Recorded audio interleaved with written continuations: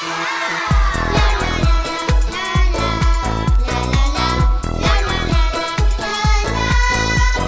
you, Swami.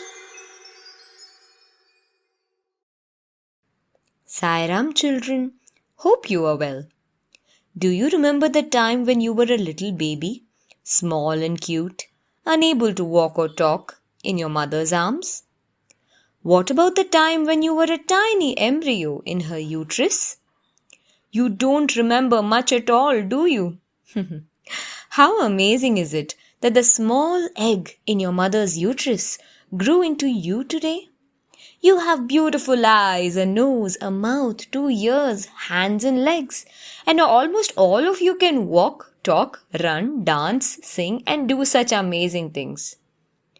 The little embryo, which was invisible to the rest of the world, had the potential to grow into you today, just like a seed. The flowers of trees and plants turn into fruits, and these fruits have seeds inside them. What happens to these small seeds? They grow into all of the huge trees, tall plants, flowering shrubs, and exotic bushes that we see all around us. How does the seed, so tiny and simple, learn how to grow? Well, maybe the plants from which the seeds came from told the seeds its secrets, like the blueprint of the tree it should grow into. The seed carries this knowledge in its cells in the form of DNA, deoxyribonucleic acid. How wonderful that the seed turns into a large tree with so many different parts, like the branches, leaves, buds, flowers, and fruits.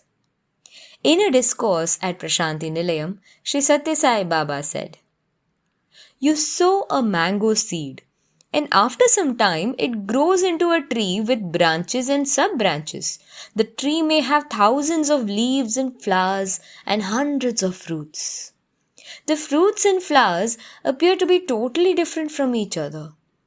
Similarly, nothing appears to be common between branches and leaves. Not only that, the leaves, flowers, and fruits may be put to many different uses. You may prepare pickles out of unripe fruits. Leaves may be used to make festoons to decorate your houses. The dried branches of the mango tree can be used as firewood, and the ripe fruits may be eaten. But the same seed is the basis for all the branches, sub-branches, leaves, unripe fruits, and ripe fruits too. Without the seed, there can be no tree. Without the tree, there can be no branches. And without branches, there can't be no fruits." Lord Krishna declared this truth in the Bhagavad Gita when he said, "I am the seed that is the origin of all living beings. Bijam mam sarva bhuthanam." Truly the little seed holds the miracle of life. For the trees and plants, ensuring that their seeds fall in nice fertile regions is very important to them. They wish to see their family grow and expand over new lands. The seeds are dispersed or spread to new locations through different means. Sometimes the fruits which are eaten by animals and birds contain the seeds which are carried and deposited by the creatures. Sometimes the seeds are carried far away by wind and water. At other times, they themselves are very clever and have little extensions that support them flying away into the wind like the cotton seeds, or bursting open with a force like a squirting cucumber plant, or the seeds of a touch-me-not. Parents and gurus or teachers spend a great deal of time trying to impart good values in their children. Just as the seeds make an effort to spread their species across land and water, we must try to practice the good ideas and practices of our family and share it with as many people as possible. Seeds come in different sizes and shapes and can be found inside the fruit like a mango or even outside the fruit like a strawberry. Did you know that most seeds are edible? Pumpkin seeds, fenugreek seeds, mustard seeds, sesame seeds, cumin seeds, coriander seeds are some of the seeds regularly used in Indian cooking. Many legumes like broad beans, peas, chickpeas, soya bean are all actually seeds.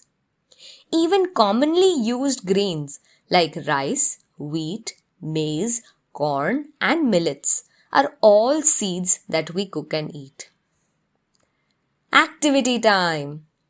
Have you wondered what is inside a seed? Let us find out. Here are the materials needed. A few kidney beans or chickpeas, also called as rajma and kabuli chana, a magnifying glass, some labels with paper, and a pair of tweezers. Cover the beans with water and soak them for 12 to 24 hours. Using your fingers or the tweezers, gently remove the outer covering of the seed. This is called the seed coat. Gently split the seed along its length. Look inside with a magnifying lens. There might be a tiny little embryo plant growing. The part growing downward is the radicle and the tiny leaf-like structure is called plumule. The two halves of the seed body are called cotyledons. They provide food to the growing embryo. Take another soaked seed and place it 2 inches inside the soil. Water the soil every day and soon you might see a tiny sprout. Hope you think about the tiny but marvelous seed the next time you see a large tree or a beautiful garden. How silent yet important is the seed's work. Sai Ram.